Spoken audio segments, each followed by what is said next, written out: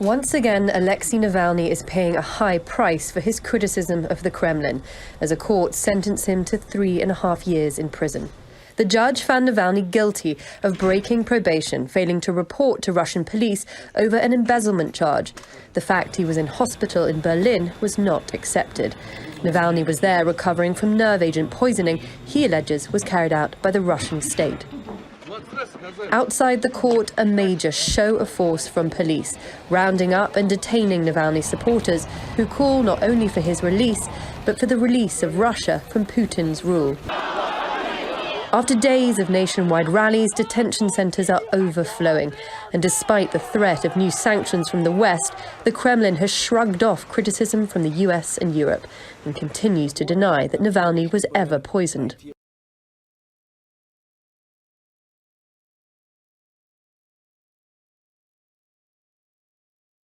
Staff at dozens of hospitals across Myanmar have walked off the job to protest the military coup which ousted de facto leader Aung San Suu Kyi. Healthcare workers accused the army of putting their interests above coping with the coronavirus pandemic. Also on Tuesday, crowds staged the first widespread protest since the coup. Demonstrators banging on pots and pans called for Suu Kyi's release and the recognition of her victory in November's election. These were really where we started seeing the first signs of civil disobedience from the public. As you said, people were honking their horns, they were on the streets and from their balconies banging pots and pans as a form of protest. And a Myanmar civil disobedience group said that at 70 hospitals and medical centers, as you said, in 30 different communities across the country, that doctors and medical workers are not working, that they've walked off the job.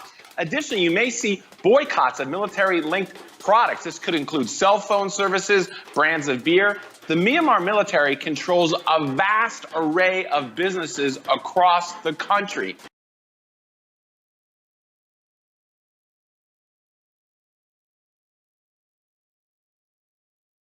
We continue our top focus on the Myanmar coup, and after downplaying the military coup in Myanmar, China, a permanent member of the United Nations Security Council, has now gone ahead to block the UN condemnation of the coup in Myanmar. And as a result, the United Nations emergency meeting on Myanmar ended in a stalemate. The military coup is drawing condemnation from all over the world, and after the emergency closed-door consultations, UN did send out a stern message to Myanmar to immediately release the unlawfully detained leaders. It acted as a first step for cohering an international response to the coup in Myanmar.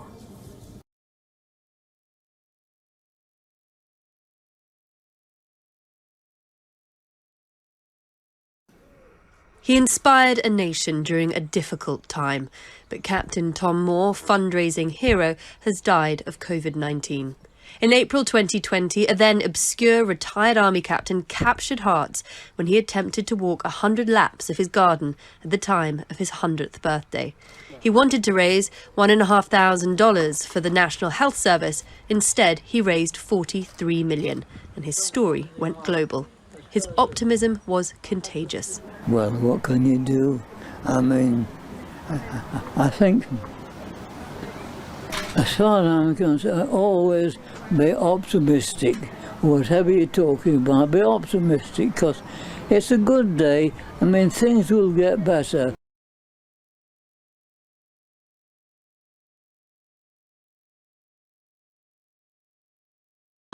Special Agents Daniel Alphen and Laura Schwarzenberger were shot and killed in the line of duty.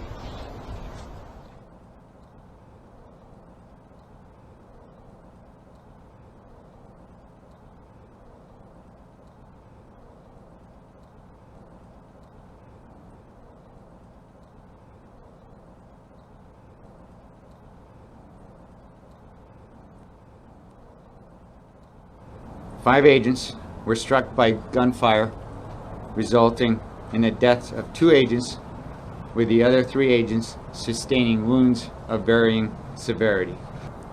The subject is also deceased.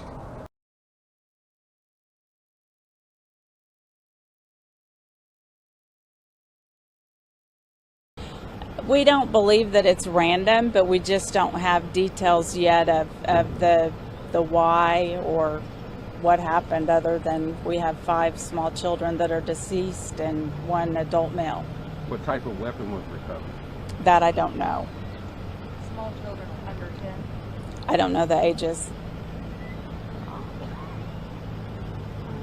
Have you all had any run-ins with the suspect before?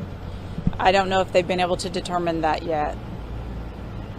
Did this come in as a 911 call? Or? I believe it did, yes. What went through your head? Because we all saw the press release and were pretty shocked. Probably shock.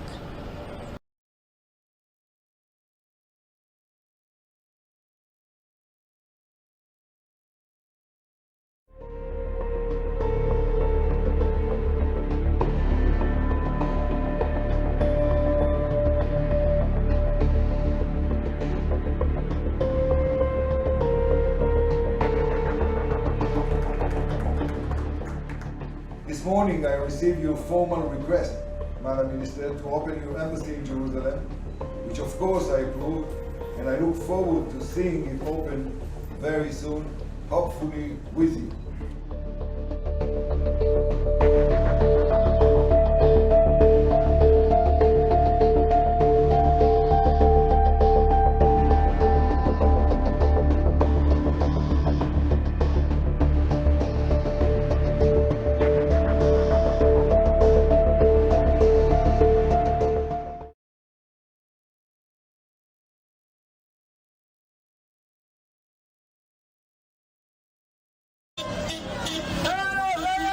Stop the discrimination of the Jews of Tigray. That's what these protesters are chanting, claiming decades of neglect by Israeli authorities to their immigration requests.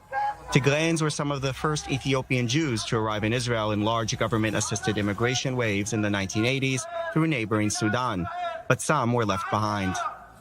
In Tigray, there are about 5,000 Jews, and there are also other Jews in the Addis and Gondar. The Jewish Agency is the organization which usually works on the ground to facilitate Jewish immigration, or Aliyah, to Israel. But in Ethiopia, it only acts on specific government requests and has no presence in Tigray. The protesters believe the solution lies elsewhere. I'm holding here documents of family members of mine, cousins. You can see here documents filled out in the year 2001. We're in the year 2021.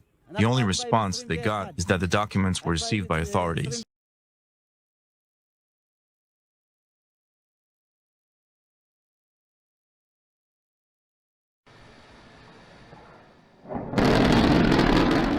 SpaceX's Starship moon rocket exploded on Tuesday while attempting to land, minutes after it launched in South Texas.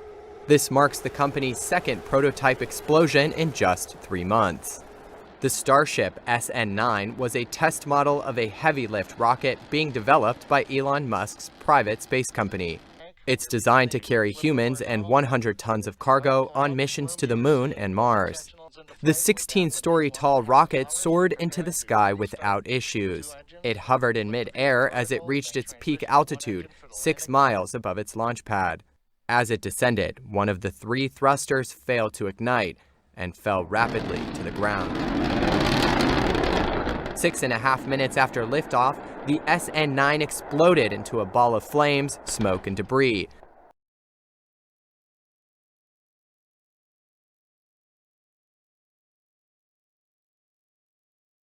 As disputes erupt between countries about supplies and deliveries of coronavirus vaccines, Cuba is rolling out its own.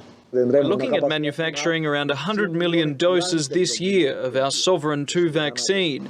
The communist-ruled island says with human trials already taking place, its vaccination rollout will begin in the coming weeks, and the entire population should get the jab in the first half of the year. Cuba is an island brimming with paradox. Right now there are bread shortages leading to big queues like this one behind me. On the other hand, over the years, the communist government has developed a powerful biotech sector. And Cuban vaccines are some of the few in the world to be developed without big pharma. Scientists on the island say state-funded research and investment has been key to their success.